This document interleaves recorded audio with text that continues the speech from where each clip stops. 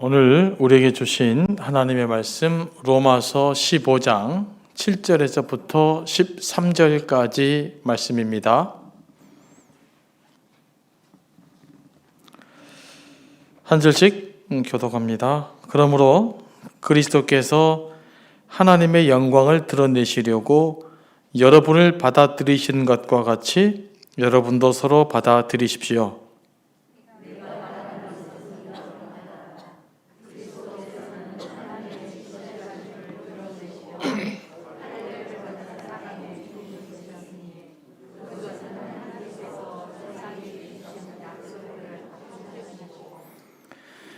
이방 사람들도 긍휼히 여김을 받아서 하나님께 영광을 돌리게 하시려고 한 것입니다. 기록된 바 그러므로 내가 이방 사람들 가운데서 주님께 찬양을 드리며 주님의 이름을 찬미합니다 한 것과 같습니다.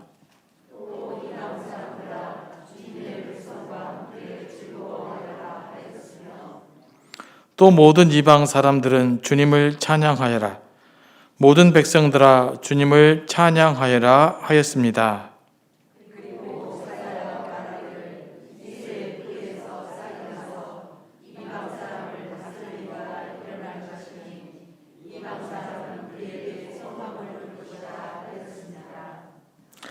다 같이 소망을 주시는 하나님께서 믿음에서 오는 모든 기쁨과 평화를 여러분에게 충만하게 주셔서 성령의 능력으로 소망이 여러분에게 차고 넘치기를 바랍니다.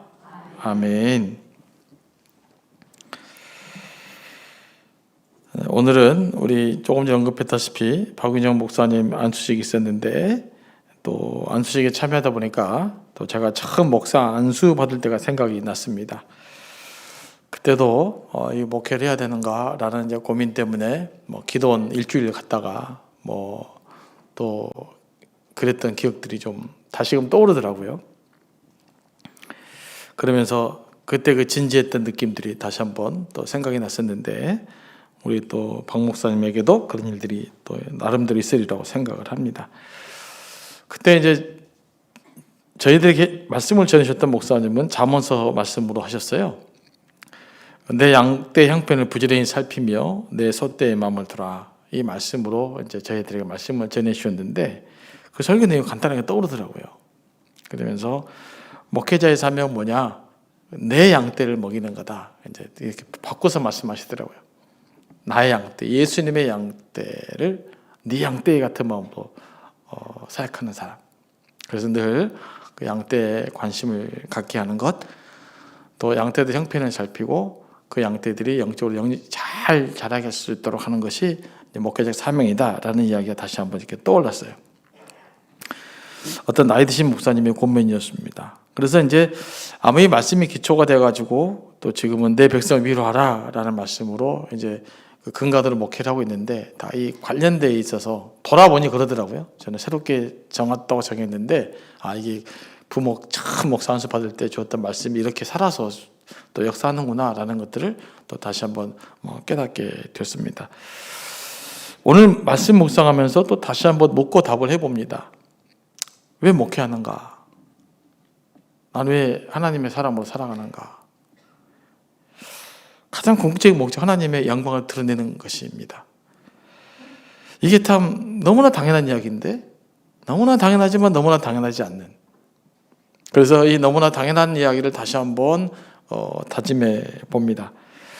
과연 내 삶을 통해서 또 내가 하는 목회를 통해서 우리 교회를 통해서 하나님의 영광이 드러나고 있는가를 질문하며 살아야겠다 생각을 다시 한번 해봅니다.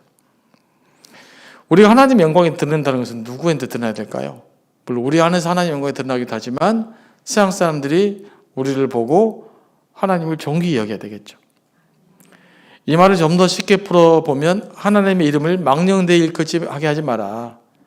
하나님의 이름을 모욕되지 않게 하는 것이 하나님의 영광을 위해서 사는 삶이잖아요. 자, 그런 의미에서 볼 때 저와 여러분들은 또 우리 한국 교회는 어떤 의미에서 하나님의 이름을 좀 욕되게 하는 역할들을 해왔었다라는 반성도 좀 해보게 됩니다. 소극적으로든지 또는 적극적으로든지. 또 우리는 괜찮았지만 또 우리 안에서만 살았기 때문에 그런 경험들도 저는 있으리라고 생각을 합니다. 다시 한번 이제 이 말씀을 묵상하면서 내 존재의 목적, 예수를 믿은 이후에 우리의 존재의 목적이 뭐냐? 여러분이 하는 사역의 목적이 뭐냐? 여러분이 갖고 있는 직분의 목적이 뭐냐? 헌신을 왜 하느냐? 그 근본적인 목적을 다시 한번 확인해야 된다. 그 모든 목적이 무엇입니까? 바로 하나님의 영광을 드러내게 하기 위해서.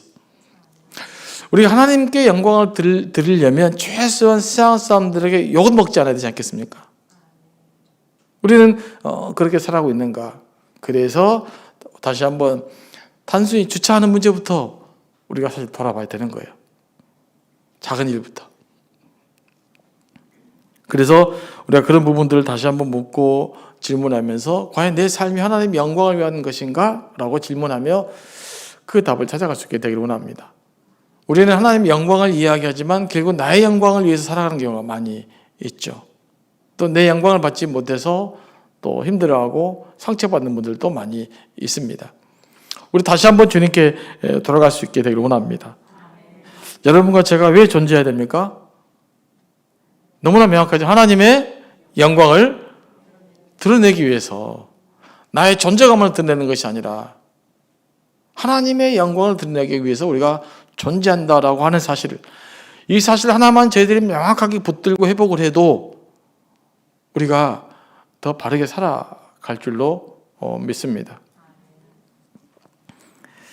7절 말씀 봅니다.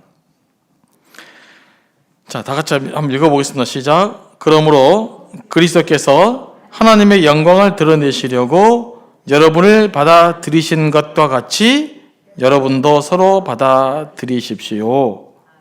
아멘. 사도 바울이 로마서 성도들에게 요구하는 것이 뭡니까? 서로 용납하라라는 거예요. 믿음이 강한 자와 약한 자가 나눠져 있었잖아요. 고기를 먹어도 된다고 하는 믿음이 강한 사람들, 고기를 먹으면 안 된다라고 하는 믿음이 약한 사람들. 한쪽 사람들은 고기를 먹어도 된다는 사람들은 요즘으로 말하면 진보적인 사람이에요. 뭐 이 정도 어때? 하지만 고기를 먹으면 안 된다고 생각하는 사람들은 요즘으로 말하면 보수적인 사람들이겠죠. 뭐 이걸 하면 안 된다. 유대 전통을 지켜야 된다. 그리고 그들은 다른 문화를 가졌어요. 로마의 이방인들은 로마의 문화에 익숙한 사람들이고, 로마 교회는 있지만 유대 출신들은 아무래도 유대 전통에 익숙한 사람들, 문화와 다른 사람들. 그래서 시각 차이가 있고 생각의 차이가 있고 관점 차이 있는 사람들. 이 사람들이 어떻게 된다? 그리스도 안에서 서로 용납하십시오. 서로 받아들이십시오. 더 적극적으로 표현하면 서로 갈등하고 싸우지 마십시오. 이런 것은 분쟁거리가 안 됩니다. 지금 그 이야기를 사도 바울이 이야기하고 있어요. 오늘 그 14장부터 15장까지 사도 바울이 강조하는 것은 늘 서로라는 단어예요. 그러니까 서로 존중하는 거예요. 서로. 일방적으로 존중하는 것이 아니에요. 네가 나를 존중하면 이것이 아닙니다. 서로 존중하는 거죠. 이게 서로 존중하는 마음이 굉장히 중요한데, 이 서로 존중하는 마음이 약해질 때 문제가 생깁니다. 네가 양보해, 이런 거죠. 나는 양보 안 해도 되고 너 왜 주님의 사랑을 양보를 안 하냐, 이렇게 말하면 안 되는 거죠. 항상 뭡니까? 서로 같이 가는 거예요. 그러니까 우리는 항상 생각할 때 어느 한쪽이 일방적으로 변화된다라는 생각을 가지면 안 되고 서로 변화되어 가는 거예요. 서로 용납해 가야 되는 거예요. 서로 용납하지 않은 것은 뭔가 벌써 비틀어져 있는 거고 잘못되어져 있는 것이죠. 서로 용납하다는 것은 뭡니까? 상대방이 서로 존중할 만하다는 것이고 나에게도 문제점이 있다라고 하는 것을 인정하는 거예요. 그런데 많은 갈등의 중심을 보면은 뭐가 있습니까? 나는 잘한 것이 있고 상대방은 다 잘못했어요. 나는 잘못한 것이 없다라고 생각을 해요. 그러면 그때부터 늘 문제가 생기는 겁니다. 그러니까 나는 잘못한 것이 없다. 이거 자체가 잘못이에요. 너만 문제 있지 않아요. 항상 같이 문제가 있는 것이죠. 그래서 서로 우리가 받아들여야 됩니다. 그래서 이 말씀 우리 안에 깊이 받아들여 보면 너가 문제가 아니라 내가 문제인 것이고 너희가 문제가 아니라 우리가 문제인 거예요. 이걸 서로 공유하고 인정할 때부터 답이 찾아지는 것입니다. 이렇게 일치를 이뤄가야 되는 것이죠. 그런데 사도 바울이 뭐라고 이야기합니까? 우리가 서로 용납하는데 어떻게 용납해라고 말씀하십니까? 용납하는 방법이 있어요. 서로 어떻게? 예수께서 우리를 받아들이신 것처럼. 다시 말해 로마 교인들 향해서 사도 바울은 이렇게 말하고 있는 것이죠. 예수님께서 여러분을 받아들이신 것처럼 여러분도 서로 받아들이시라고 말씀하고 있는 거예요. 예수님께서 우리를 어떻게 받아들이셨습니까? 어떻게 받아들이셨어요? 네, 우리의 죄를 당신이 지시고 십자가에 죽으심으로써, 그러니까 예수께서 희생을 당함으로써 우리를 받아들이신 거예요.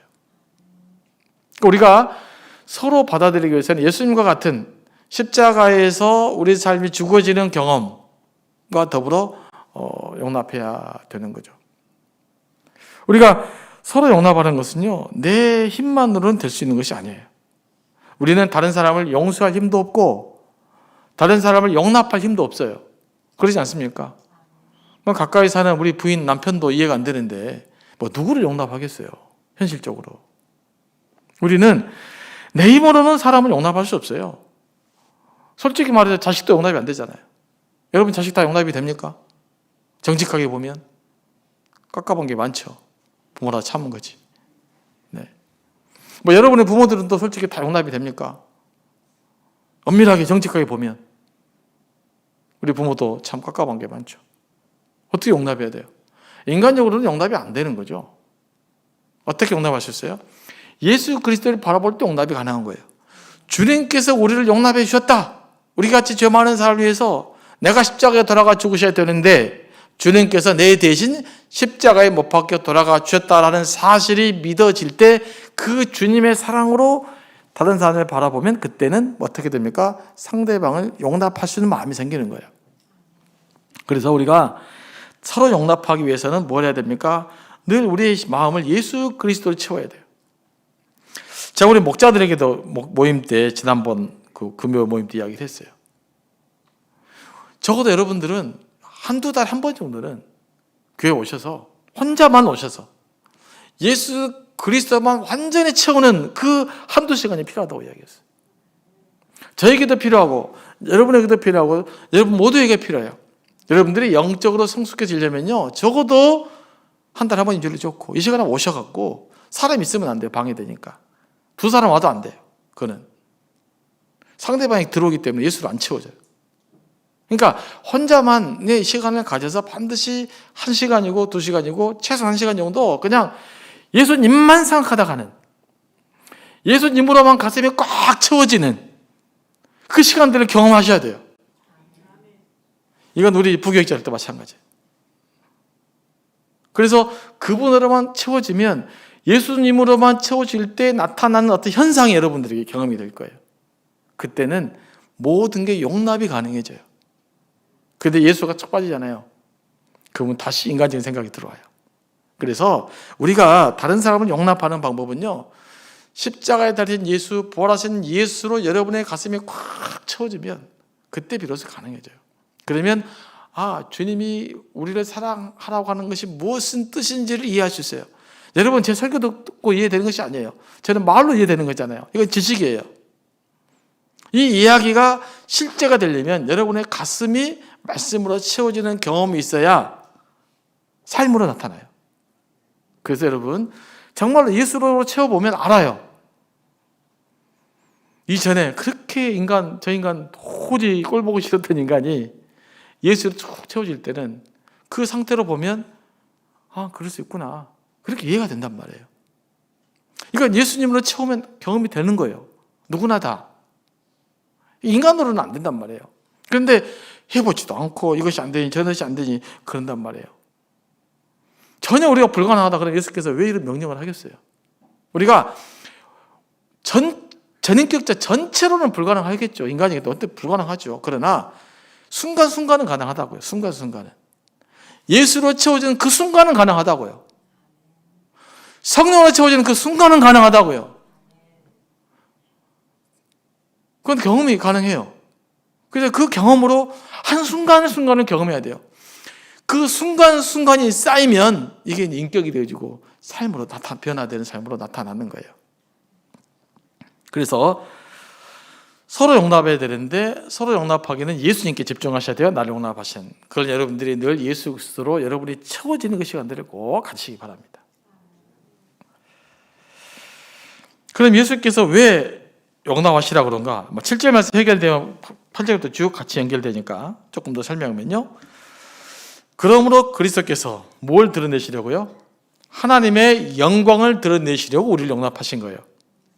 이 말은 뭡니까? 우리가 성도들을, 나와 생각이 다른 사람들, 나와 문화가 다른 사람들, 나와 견해가 다른 사람들을 서로 받아들일 때 뭐가 나타나는 거예요? 교회 안에 그리스도의 영광이 나타나는 거예요. 우리는 세상 사람들에게 예수 그리스도의 영광을 드러내는 삶을 살아야 됩니다. 그러려면 그 첫 번째가 뭡니까? 우리 안에 서로 용납하는 과정이 있어야 돼요. 서로 용납하고 이해해주고, 저 인간 때로는 밉지만 그래도 기도하다 보니까 주님 그러면 안 되겠습니다. 내가 왜 이런 마음이 생겼는지 모르겠습니다. 라고 하고, 또 그러다 인간이기 때문에 또 다시 또 왔다 갔다 하지만 그냥 왔다 갔다라도 해야 돼요. 무슨 말씀 아시겠습니까? 제가 인간을 평생 미워해요. 이건 죄예요. 근데 오늘은 미웠는데 기도하다 보니까 주여 안 되겠습니다. 또 하다가 또 보니까 또 미워. 그래서 또 주여 기도하고. 그런 게 신앙생활 아니에요? 뭐가 신앙생활이에요? 오늘 내가 변화되는 거예요? 여러분이 무슨 천사인 줄 아십니까? 그거 안 되는 거예요. 그런데 그러다 보면 점점점 미움이 사라져요. 시간이 지나다 보면 괜찮아져 이제. 아이고 있어도 없으나 내가 마음에 큰 문제가 안 생겨. 이러면서 점점 사랑이 커가는 거예요. 여러분, 이렇게 우리가 상대방 한 사람 한 사람 용납하게 될 때 뭐가 드러난다고요? 그리스도의 영광이, 하나님의 영광이 드러내요. 여러분, 세상 사람 우리 교회는 딱 까는 거 생각해 봅시다. 우리가 툭 세상 공개돼요.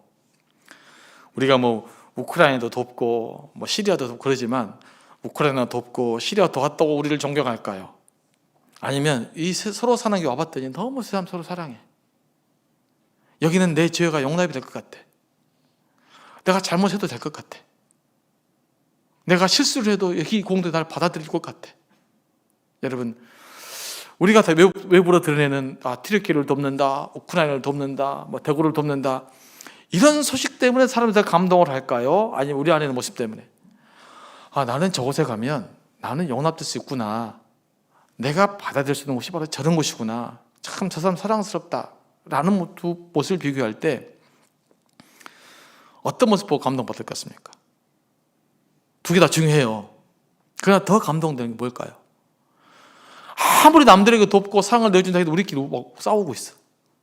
그러면 누가 와서 세상 사람을 돕는다고 해서 구제사업 열심히 한다고 해서 우리 존경하겠어요?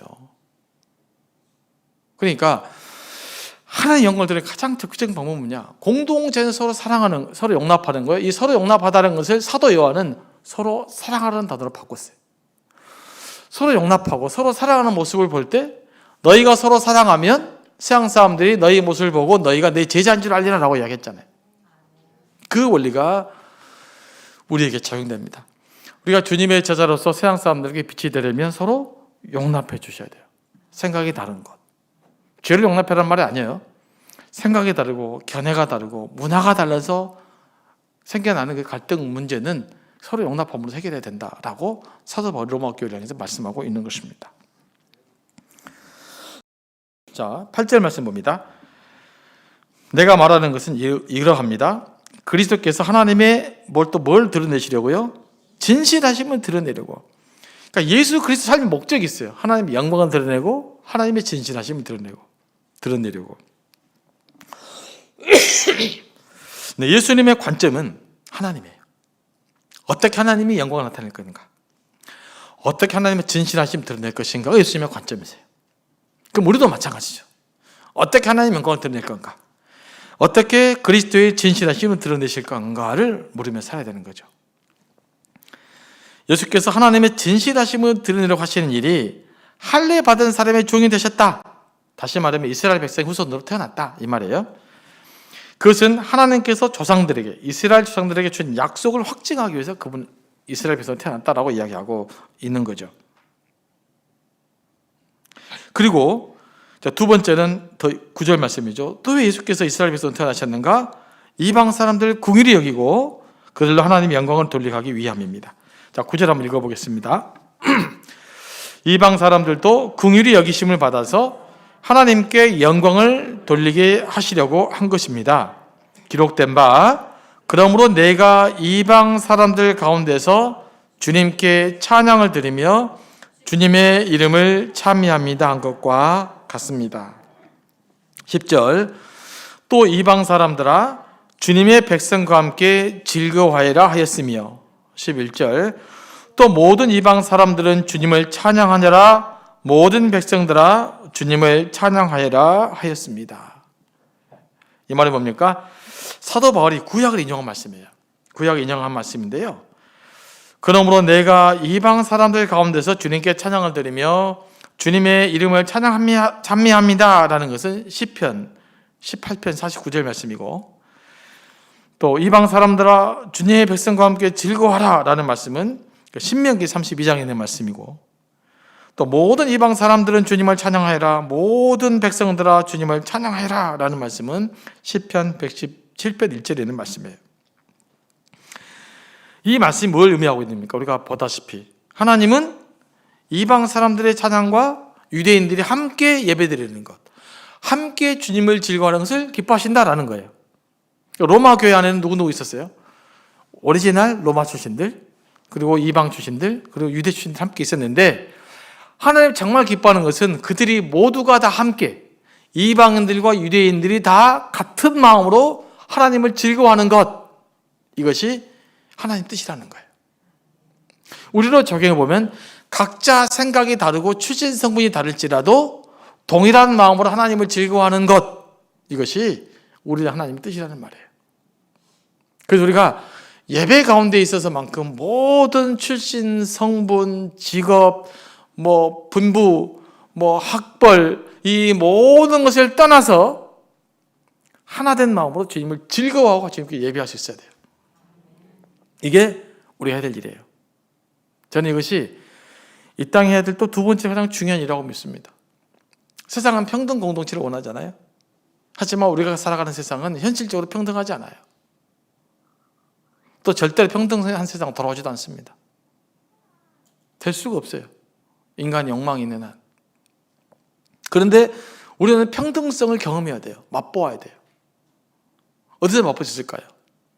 경제적으로 평등해질 수 있을 것 같습니까? 불가능합니다. 권력을 위해서 여러분이 평등해질 수 있을 것 같습니까? 불가능합니다. 평등해질 수 있는 것이 바로 예배 공동체예요. 예수 그리스도 안에서 우리의 출신 성분 다 내려놓고, 그건 가능하잖아요. 우리는 나의 지위 고하를 다 내려놓고, 나의 빈부의 수준을 다 내려놓고 하나님만 향하게 될 때 우리는 비로소 그리스도 안에서 참된 하나됨, 일치, 그 평화의 공동체를 경험할 수 있는 거예요. 그건 제가 볼 때는 예배 말고는 불가능해요. 어떤 공동체도. 그러나 우리 예배 안에서까지 내가 더 많이 배웠네, 못 배웠네, 가졌네, 못 가졌네, 잘생겼네, 안 그러네, 이래 버리면 안 된단 말이에요. 적어도 예배드릴 때만큼은 예수 그리스도만이 주인이 되는, 하나님만이 우리 예배의 대상이 되는, 나의 모든 직업과 나의 모든 신분과 학벌과 나의 모든 지역과 모든 신분의 모습을 다 내려놓고 예수 그리스도 하나님께만 예배할 수 있는 그 공동체가 되어야 돼요. 그래야 예배가 예배되는 것이죠. 이걸 사도 바울이 이야기한 거예요. 왜냐하면 유대인과 이방인들이 잘 안 섞여서 그래요. 그런데 이 이야기를 계속함으로써, 야, 유대인 전통 내려놔라. 이방인들은 니들이 좀 자유롭다 다 내려놓고 오직 하나님이 즐거워하신 예배자로 나가야 된다라고 말씀하고 있는 것입니다. 이것이 우리를 향한 하나님의 메시지예요. 우리가 일들을 좀 이뤄갈 수 있게 되기를 원합니다. 그래서 예배 올 때만큼은 다 집에다 내려놓고 오십시오. 네.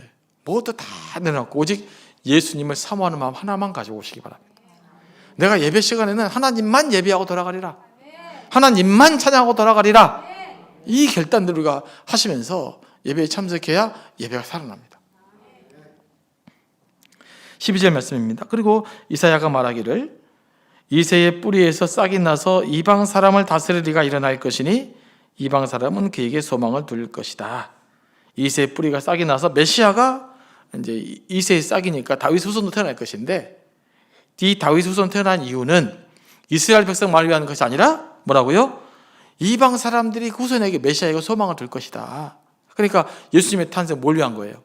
유대인을 위한 것만이 아니라 이방인들을 위한 메시아다. 그래서 이방인과 유대인들이 하나가 되어서 하나님을 예배해야 된다라고 이야기하고 있어요. 바울의 이런 구약 예를 길게 제시합니까? 로마 교회 상황 때문이에요. 조금 전에 언급했지만 이방인들과 유대인들이 섞여 있었는데 무엇으로 갈등이 생겼죠? 음식 문제로, 고기 먹는 문제로 갈등이 생겼는데, 고기 먹는 문제 나중에 절기 문제까지 포함이 돼가지고 갈등이 일어나서 교회 안에 분열이 일어나기 시작한 거예요. 편이 나뉘기 시작한 거란 말이에요. 우리 편, 다른 편. 그래서 이러면 안 된다라고 이야기하면서 뭡니까? 이걸 다시 연합해야 된다. 하나님이 진짜 원하는 것은 따로따로 나누어진 것이 하나님 뜻이 아니고 하나가 되어서 서로 양보해서 서로 용납함으로써 하나님이 기뻐하신 예배자로 나가야 된다라고 말씀하고 있는 거예요.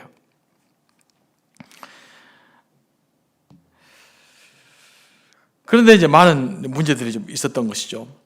사실 이제 뭐 고대 교회도 그렇고 현대 교회도 그렇고 크고 작은 갈등의 문제들이 항상 있어요. 뭐 초대 교회, 로마 교회라 해서 뭐 이런 막 깨끗하고 순수하고 막 순결한 삶을 뭐 예배드렸던 것은 아니에요. 이때도 오늘날과 비슷한 문제들이 있긴 있었던 것입니다. 하지만 문제가 있다고 그래서 그 문제가 좋은 것은 아니죠. 이 생긴 문제는 우리에게 어떤 숙제로 나타납니까? 해결해야 될 과제로 남겨 있는 거예요. 그러면 로마 교회에 일어났던 현상들이 오늘 현대 교회도 우리 교회에 여전히 일어나고 있지 않습니까? 그럼 어떻게 돼요? 이 문제를 해결해야 된다. 어떻게? 사도 바울이 제시했던 방법처럼 예수께서 우리를 용납하신 것처럼 우리도 서로 용납해야 된다. 예수로 내 삶을 꽉 채워서 그분의 정신을 서로 용납해야 된다. 그런데 다시 말씀드리는데 항상 서로입니다. 서로다 보니까 절대로 다른 사람을 비난할 수가 없는 것이죠. 또 이 이야기를 이제 제가 요즘은 좀 합니다만은 오해를 사람들이 많이 해가지고 좀 어려운 이야기예요. 이러면 그럼 교회 나는 아무렇게나 살아도 되는가? 뭐 니들이 서로 용납하면 되잖아. 이건 나쁜 사람이에요. 이건 죄악 중에 죄인입니다. 그렇잖아요. 이걸 악용해 먹은 사람을 때문에 말을 못하고 있는 거예요. 그러나 이걸 예외에 두고 정상적으로 간다면 우리는 어떻게 됩니까? 서로 용납하고 서로 사랑하고 서로 이해하고 서로의 일치를 만들어야 될 줄로 믿습니다. 예외적인 것 때문에 우리가 본질을 훼손해서는 안 될 줄로 믿습니다. 예외적인 것은 항상 있어요.